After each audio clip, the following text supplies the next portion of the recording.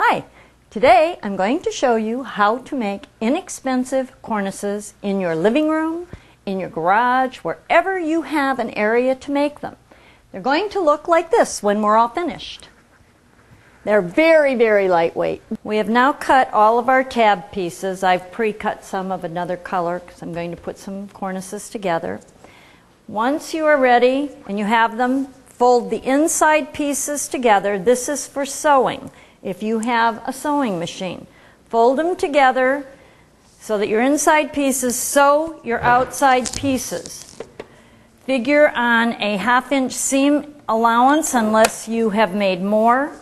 Go ahead and sew it straight down. I happen to be making a sleeve right now for one of the tubes, of which we will do later. But right at this moment, you do the same thing if you are sewing tabs. This will easily turn your sleeve. If you do not have a sewing machine and you have bought the iron-on web or the stitch witchery, take your two pieces, cut them the length that you need. Again, on the inside, place your stitch witchery. Now you can use the silicone paper. I have pre-cut it, which you can buy. Put the silicone paper down. Make sure you're pretty straight. Put your silicone paper down. Press over it.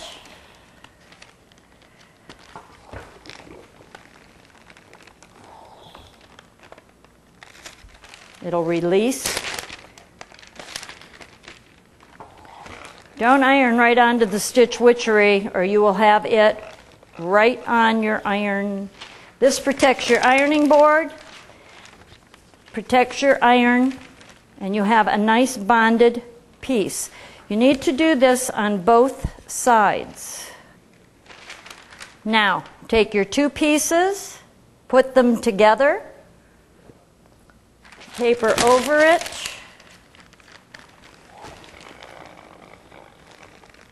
Let it cool. It is too warm yet to turn. On all the other things that you are going to, the other pieces of fabric that you are going to do, you need to hem all of your sides.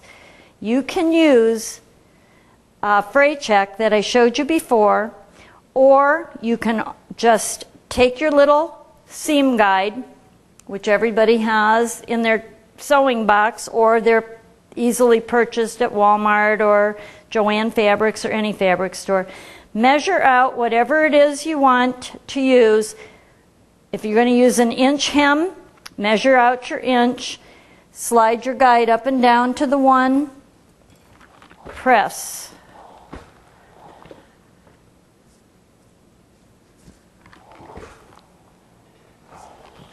Once you press it, set in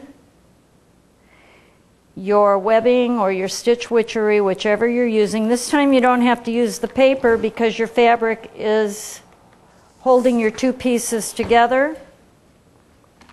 This is easy for hemming anything. Now your piece is totally hemmed. Your large piece of fabric that you are going to use for your cornice, you do the exact same thing.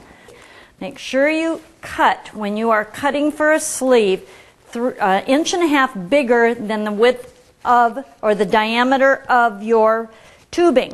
This one's 1.5, so I cut 3 inches on each side, so that was my 7-inch piece that I was talking about.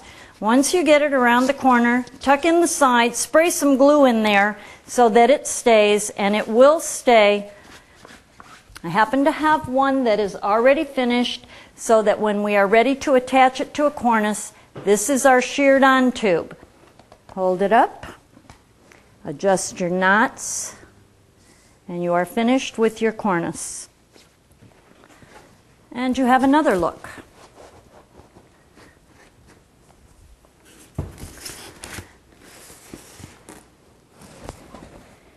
Again, we're into changing.